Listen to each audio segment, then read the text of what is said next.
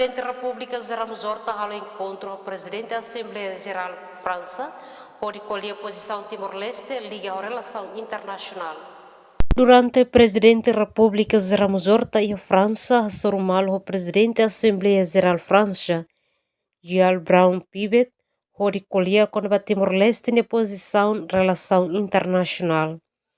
Se fez estado Horta durante o encontro, apresenta iniciativa no apoio a toda a embaixada Timor-Leste e a França, inclui processo na preparação à adesão Timor-Leste para membro da Organização Mundial do Comércio no ASEAN, deve ser acontece e atinane no Tinan Oin. Líder Rouanet aborda a política frança e a região Indo-Pacífico, inclui solução para fundo Síria que acontece no mundo, Liu e Europa no Ásia.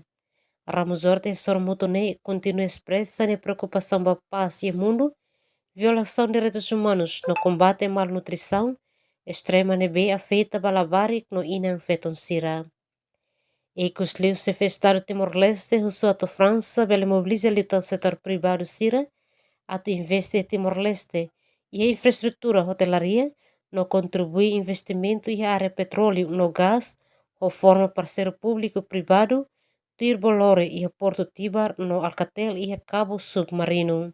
E a oportunidade de Presidente da Assembleia França, Tony Hondra, para encontros simples, também belerona opinião barak, relaciona a política mundial no Timor-Leste e economia. Emerenciana Pinto, Estel News.